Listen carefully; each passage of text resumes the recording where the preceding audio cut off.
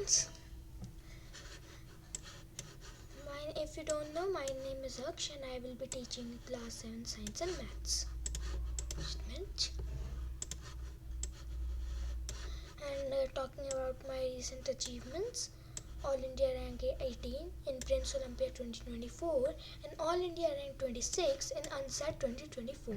And today we are going to start a new chapter number 4, transportation in plants and animals. I know this is a chapter at the end, but I will be taking the important chapters first because like heat and fiber to fabric, we can do it afterwards because it has less concept, but these are more important chapters, and it is one of our long chapters. So today is part 1. Today will be part 1 of this chapter. Okay, so this chapter I have divided into 2 classes. So today will be the part 1 and tomorrow will be the part 2. So chapter number 4, transportation in plants and animals, and this chapter comes under biology.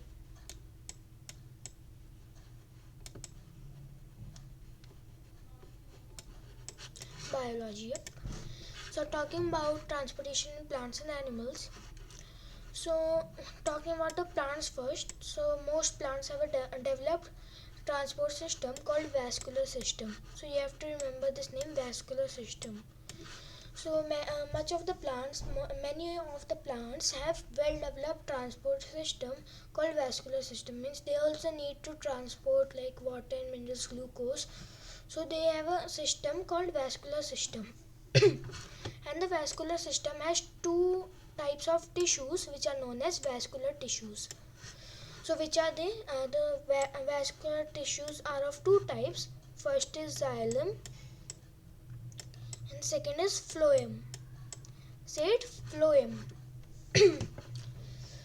So talking about xylem and phloem. So xylem, what does it do? It is a vascular tissue that transports water and minerals upward from roots. So it extends from tip of roots to the tip of the leaves. This is extend.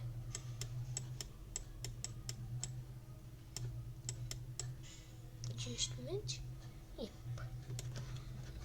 So xylem transports water and minerals to the plant from the roots to the plant. Okay. So it extends from tip of the root to the tip of the leaf. So what does phloem do? Phloem is a vascular tissue that transports glucose from leaves to the other part of the plant. So a phloem takes the glucose from the leaves and transports it to the other parts of the plant.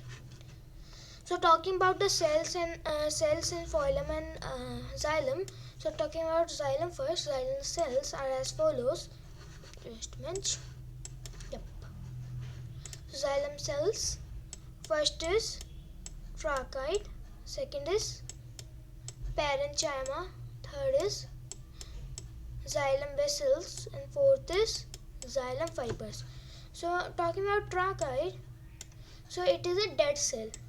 Okay, and parenchyma is the only living cell in xylem, and xylem vessels are also dead cell, and xylem fibers are also dead cells. So this is from the Olympiad level that they can ask that which xylem cell is a living cell. So you can say that parenchyma is the only living cell in the xylem. And talking about the phloem, so first is phloem fibers, second is sieve tube, third is companion cell, fourth sieve cell, and fifth is parenchyma. So if you see, phloem fibers are dead cells, and these are the only dead cells in phloem cells. Then sieve tube is living cell, companion cell is also a living cell, sieve cell is also a living cell, and parenchyma is also a living cell. So in Olympiad level it can come like which phloem cell is a dead cell. So you can write phloem fibers are the only dead cells in the phloem.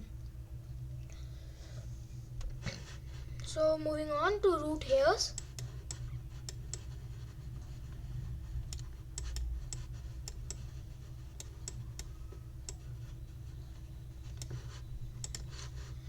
So root hairs are the outgrowths from the layer of outer cells of the roots. And what does it do? The function is that root hair increases the surface area of roots for the absorption of water and mineral salts. So root hair are the outgrowths. Like this is, if I say this is a tap root, and from here the root hairs are there for the absorption. Root hairs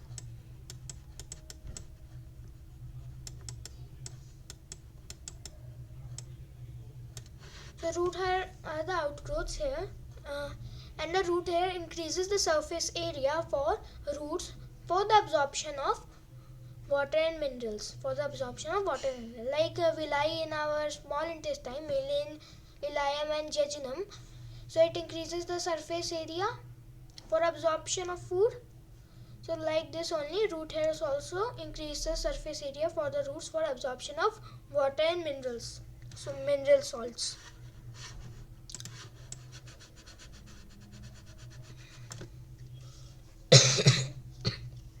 Sorry. So talking about the osmosis process.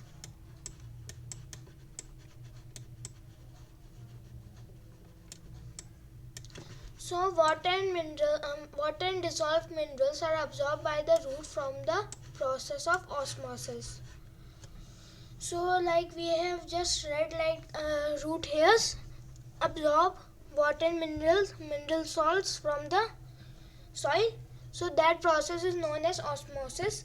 And for more clarity, you can also write, it is very important, this definition is very important. Osmosis is a process of diffusion of water molecules across a semi-permeable membrane from a higher concentration to a lower concentration. So I will explain this in detail in the next slide too.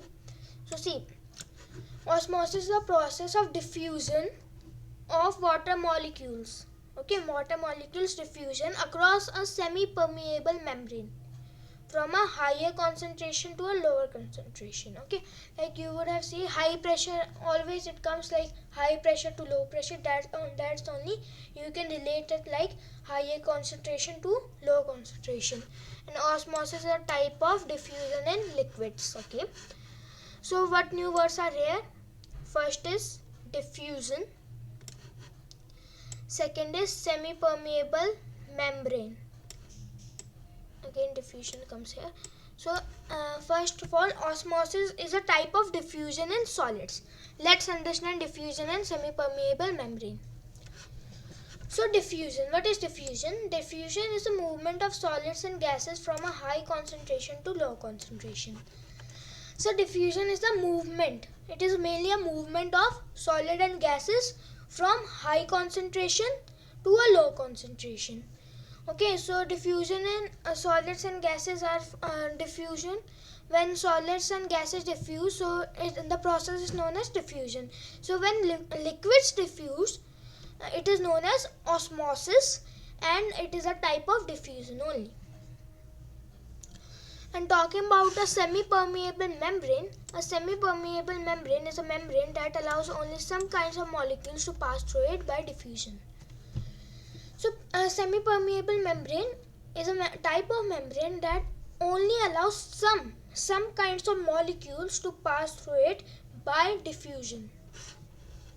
Okay, and diffusion here is the osmosis in liquids. So talking about the sap, so the solution of mineral, food and gases that is carried through xylem and phloem is called sap. Remember sap. The definition is as follows: the solution of water, minerals, food and gases, and it is carried in xylem and phloem, and it is known as sap. The upward movement of sap that contains water and minerals is known as ascent of sap. So the sap is an upward movement, always moves upward. and it contains water and minerals, so this is known as ascent of sap. The loss of water through leaves, or you can say the stomata mainly, is called transpiration. I told you that it will come in transportation in animals and plants. I taught you in nutrition in plants, which is first chapter I did. If you want to say it, I can show you too. Same line was written, I guess here, yes. Loss of water through leaves is known as transpiration. Okay.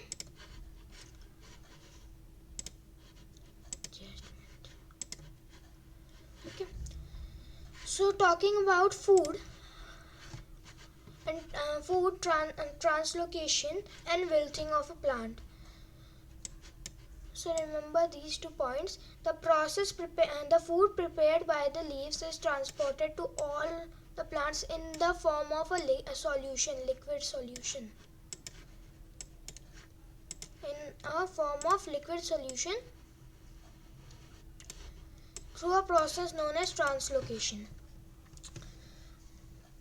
So like glucose, which is prepared by the leaves, goes through the phloem, and in which form? So it is in the solution form and is transported to all parts of the plant, and this process through a process called translocation. So in the form of solution, the glucose is moving in the plant, and that is known as translocation. Second point, if the water is lost through transpiration more quickly than it is absorbed by the root hairs, the plant cells will lose water, the stem, leaf and flower will droop, and this is called wilting. So like if the water is lost more through transpiration more quickly than it is absorbed, so the plant cells will not have much water, and the leaf, stem and flowers will droop because of the scarcity of water, and this process is known as wilting of the plant, or you can also say drooping of the plant. It is also known as drooping.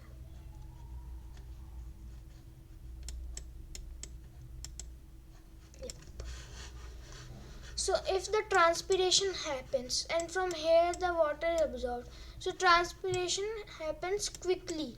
If it happens more quickly and this is happening late, so the leaves, the flowers will all droop.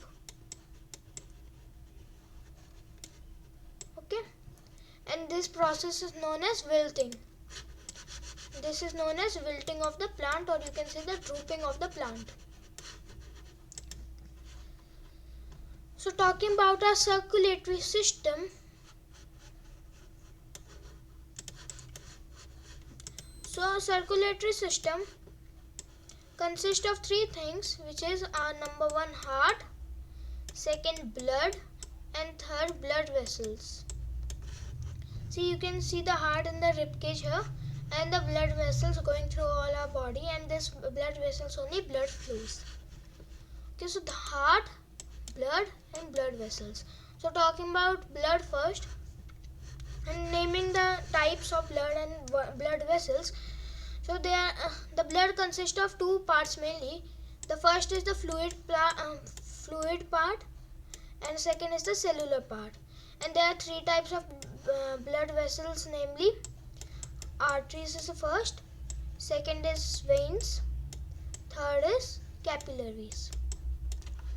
So talking about blood first,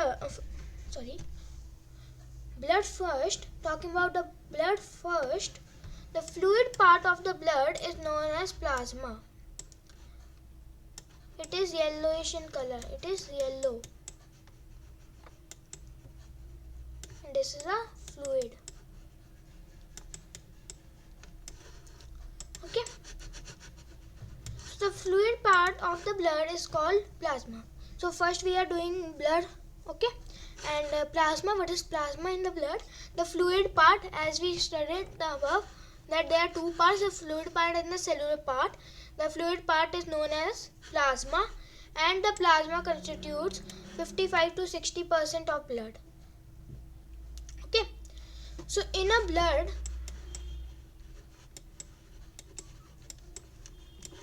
55 to 60% is our fluid part, or you can say the plasma, and rest is the cellular part.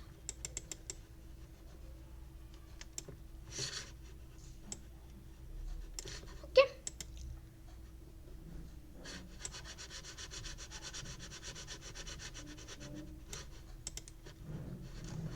so the function, what is the function of plasma? The function of plasma is to carry nutrients, different types of blood cells that we will do. The function of plasma is to carry nutrients, different types of blood cells and different types of hormones throughout our body. Learn this definition of plasma. So mainly plasma does what? So it carries nutrients, blood vessels, hormones throughout our body. Hormones, these are the three important things: nutrients, different types of blood cells and different types of hormones. And the cellular part. The cellular part of the blood is called cells or corpuscles. So there are three types of cells in our body, or you can say the corpuscles in a body. First is red blood cells, or you can say red blood corpuscles. Second is white blood cells, or you can say white blood corpuscles. And third are the platelets. Short forms for red blood cells or corpuscles: RBCs. White blood cells or corpuscles: WBCs. And platelets is platelets only, no short form for platelets. Okay, so see here in this diagram, this is a blood vessel,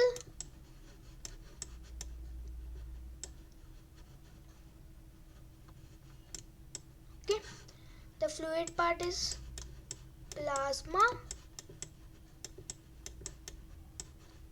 And what is there in the plasma? See these, you can say the purple whitish are the WBCs, and the smallest are the platelets, and the red colored are RBCs, red blood cells.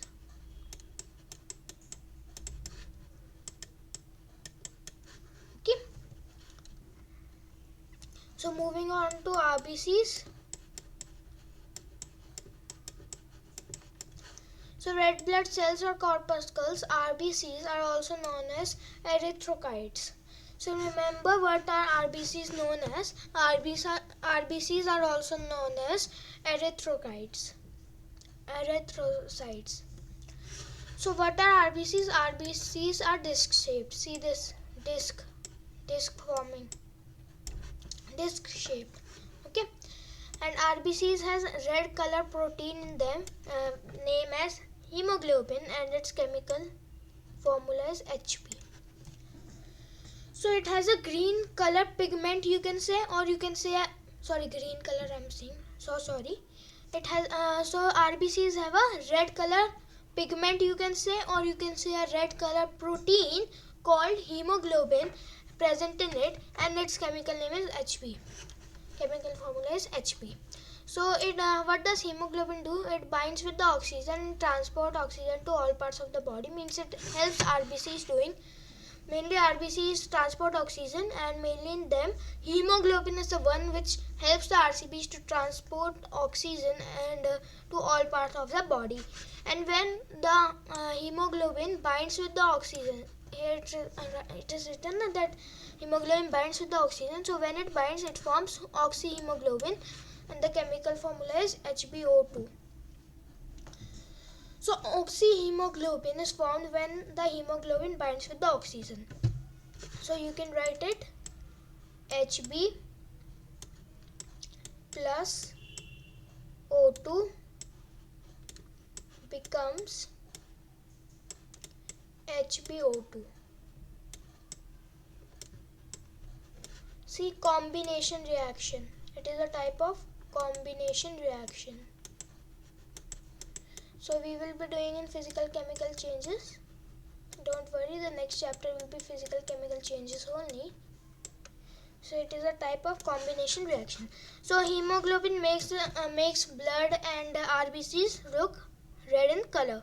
So you know why our blood is red in color? So it is mainly because RBCs and hemoglobin are red in color. So hemoglobin makes RBCs and the blood look red in color. So talking about the WBCs,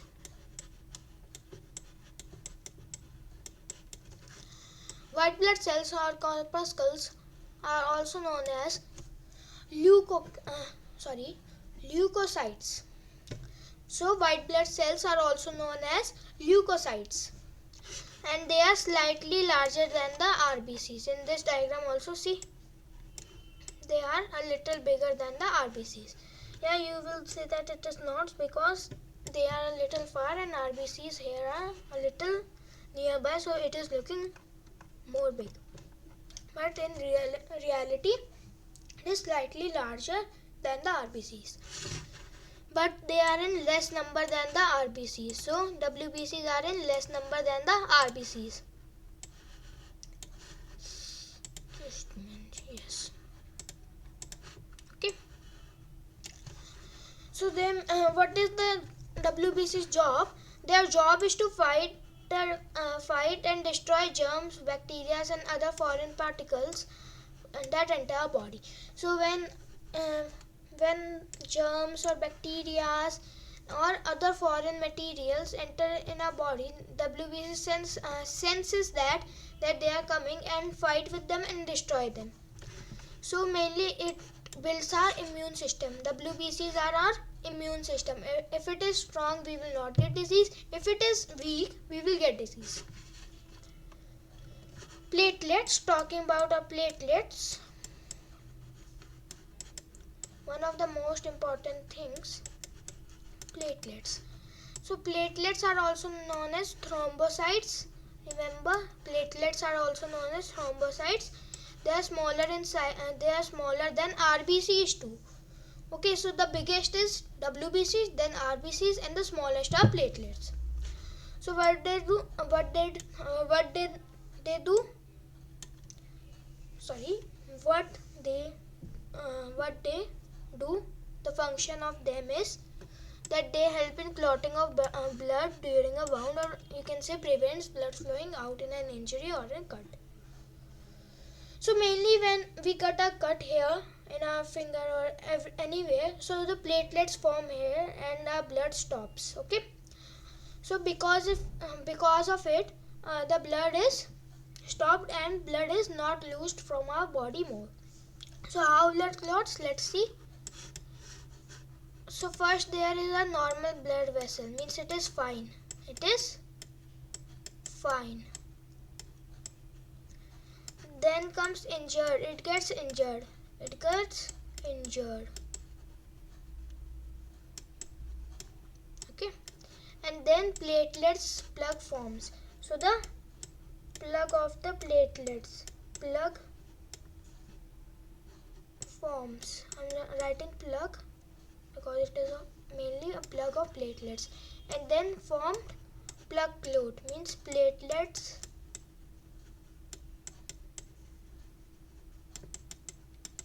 is successfully clotted.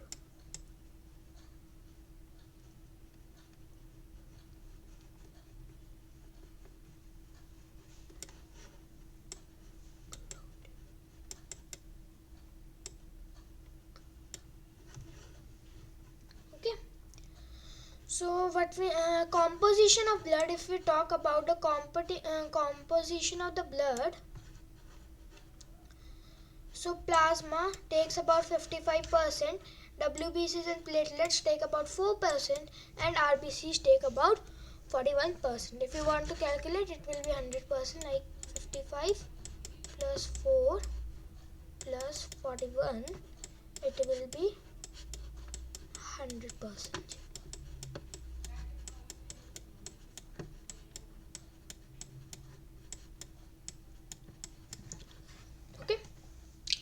So remember, plasma constitutes 55 to 60% of blood, and WBC is 4%, 4 to 6%, and RBC is 41 to 43%.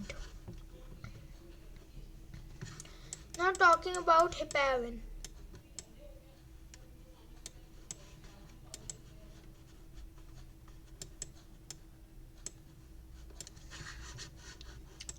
Heparin prevents formation of clots within our body. See, if like platelets are there in our body and in blood, when we get an internal attack, means internal wound in our body, so if their platelets are formed, we will of course die. We will die, okay? But heparin prevents it. So heparin is secreted by basophils, or you can say mast cells, and they prevent formation of clots within our body or blood during a wound. During internal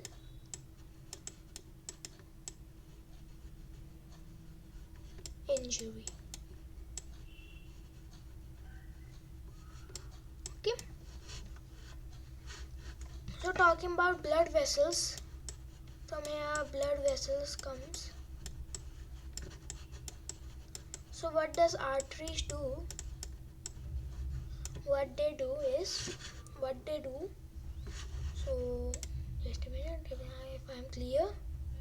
Yes, so what they do, blood vessels, arteries.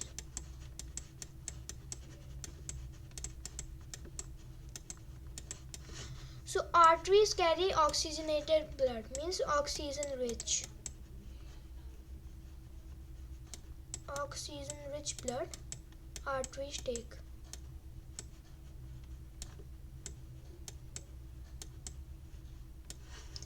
Okay, and they have thick walls because blood flows at high speed with high pressure.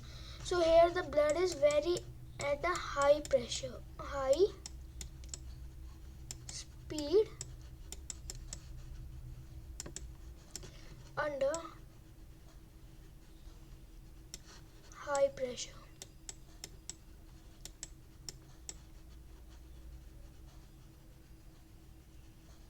Okay. So arteries carries blood from the heart to various parts of the body except pulmonary arteries. We will talk about it. And arteries are deep seated, means they are not superficial.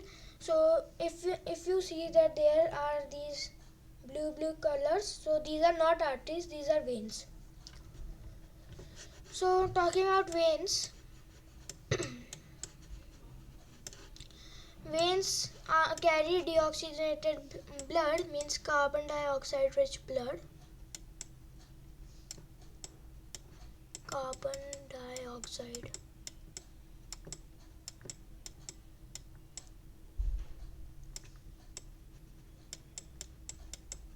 rich blood.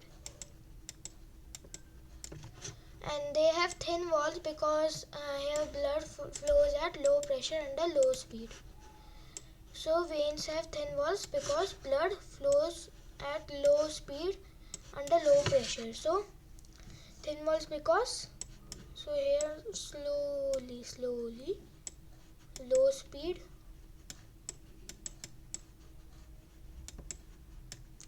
under low pressure.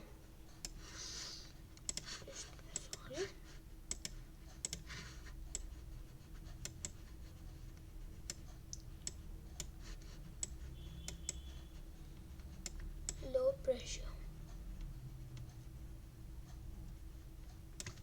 Okay, veins carry blood from different parts of the body back to the heart. So what they do, they do is that veins carry blood from all the body parts back to the heart. Okay, arteries do opposite. Okay, and veins have valves. Okay, remember valves, which allow veins to only flow the blood towards the heart only. So they have valves. So when they come up, so that the blood goes against the gravity. So blood goes against the gravity, and because they have valve, and go back to the heart. And veins are superficial, as talked in the last also, that they are shown when we see blue color. So capillaries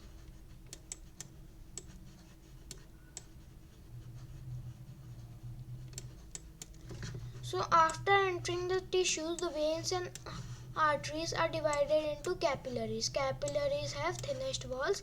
The places where arteries and veins cannot go, the capillaries go and function their work. So capillaries are the thinnest, have the thinnest walls, and are mainly arteries, and capillaries have the thinnest walls and are mainly arteries and veins. Because when the veins and arteries are there in the tissue, they cannot go inside much because they have small parts, so they are divided into capillaries, and capillaries do their function as they do. Okay, so talking about the information,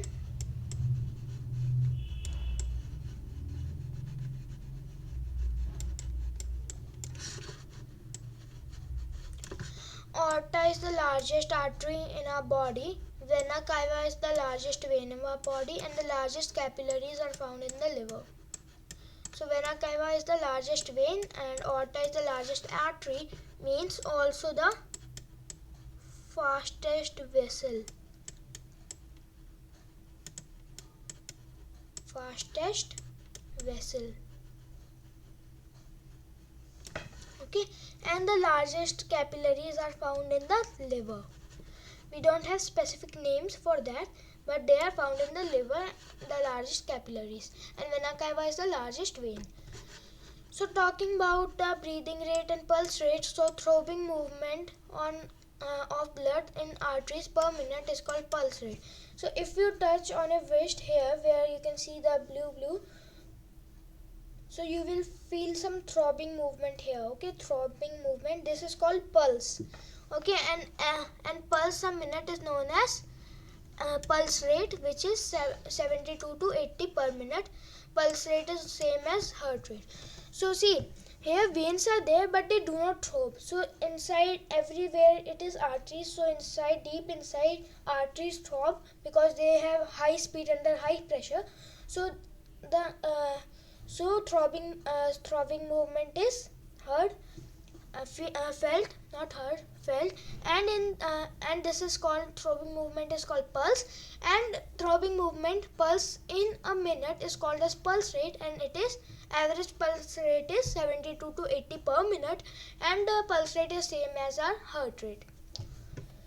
So doctors sometimes check pulse rate instead of our heart rate because pulse rate is same as our heart rate. And one more example for seeing the pulse rate is here.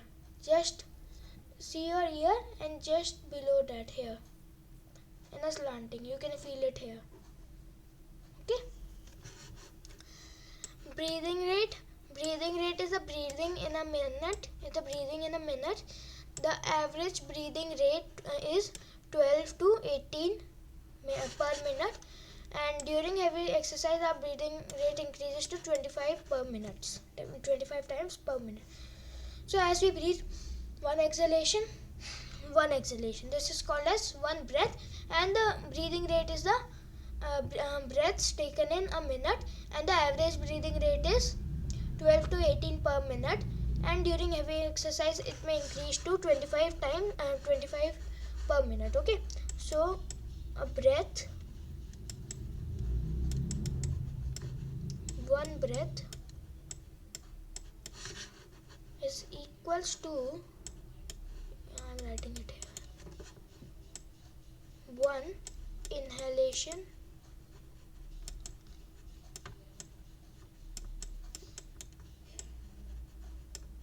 plus one exhalation. So instead of inhalation and exhalation, you can write it inspiration, pure biology word, inspiration,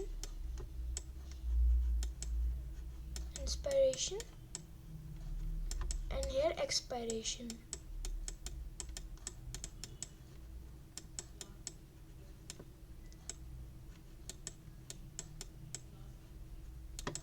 Okay, so heart diagram.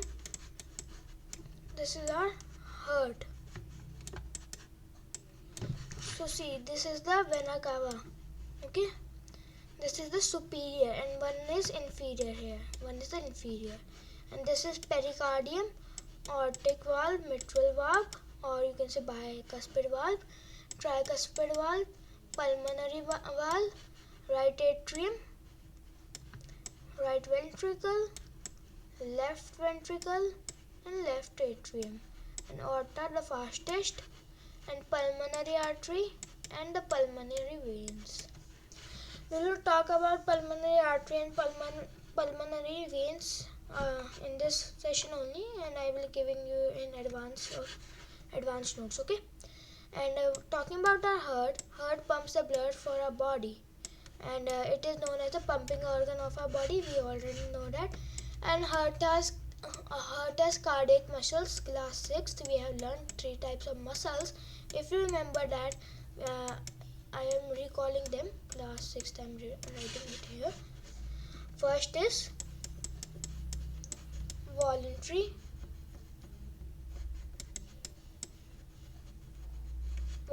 muscles. I am writing M. Second, involuntary muscles.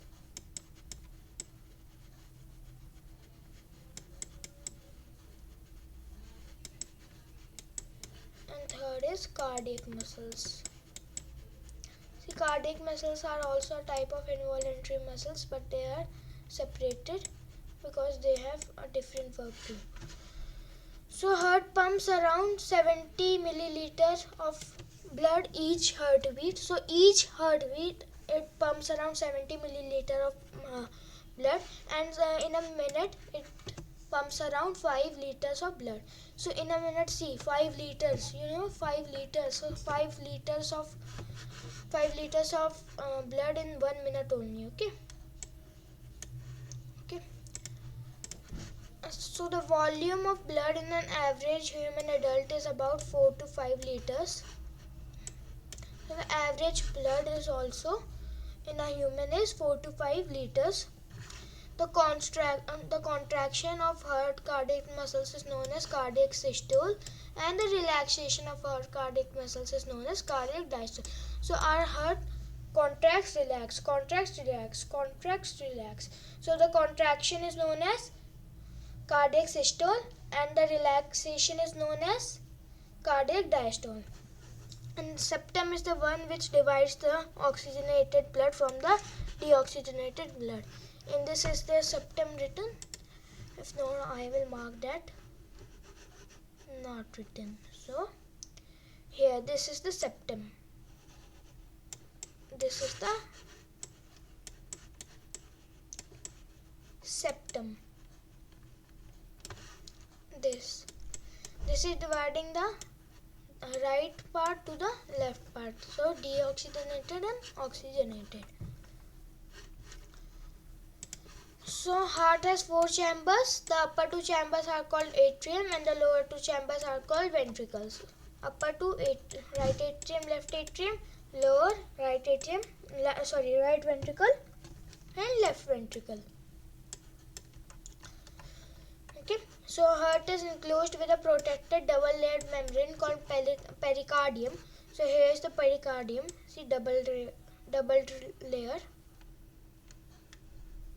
So this double layer membrane is called pericardium, and between two pericardium spaces between two pericardium is filled with pericardial fluid, which protects the heart from shocks.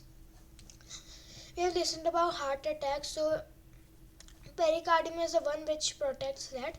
So pericardial fluid is there between two pericardiums, which prevents the heart from shocks. Talking about auricles are ear-shaped pouches in atriums that increase the capacity of blood in atriums. And right auricle opens into right ventricle. This opening is guarded by tricuspid valve having which means having 3 cusp or flaps, and opening between left auricle and left ventricle is guarded by bicuspid, or you can say the mitral valve, having 2 cusp or flaps. So here in this diagram is the tricuspid. So here it is. Here will be an ear shaped. It is not written, and this, see this opening is in the right ventricle, and this is tricuspid valve, and this here is ear shaped left auricle, and this in left ventricle opening, and this is mitral slash bicuspid. I've already told you that.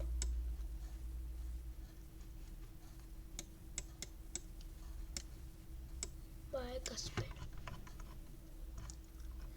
So talking about this person, so this person is the English physician William Harvey, who discovered the circulation of blood. So William Harvey is the one who discovered the circulation of the blood, and he is an English physician. And talking about the pulmonary arteries and all, so pulmonary artery carries, and this carries deoxygenated, not oxygenated. Remember, it carries deoxygenated blood. Deoxygenated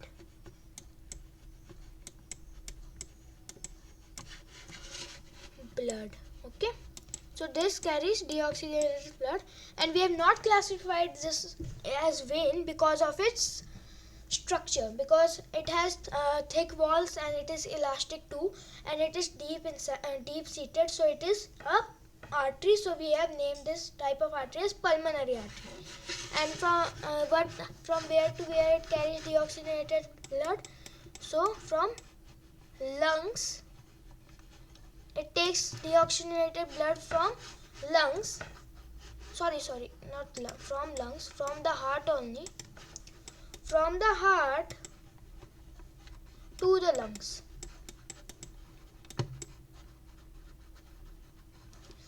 So deoxygenated blood is there in pulmonary artery. It takes the deoxygenated blood from the heart, okay, and it takes that deoxygenated blood to the lungs. Okay. And talking about the pulmonary vein, just the opposite. Pulmonary vein has valves, so you can means, what can I say? You can guess what will it have. Pulmonary vein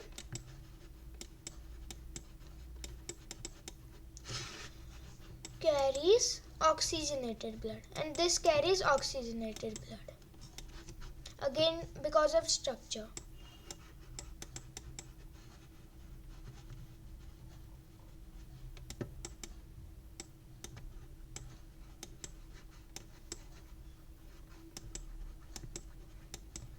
And from where to where? From the lungs, it takes oxygenated blood, pure blood from the lungs to, and as it has valves, so to heart. Okay. So from the lungs, it takes oxygenated blood and give it to the heart. So this much only. This is the part 1 that has over today. Thank you. I'm writing here. Thank you. This was part 1. And in next class, which is tomorrow, we will do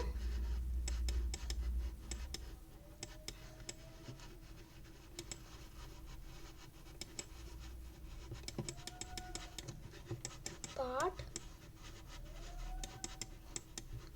2. Okay. Tomorrow we will be doing part 2. Okay. And thank you for the class. It was a very good class.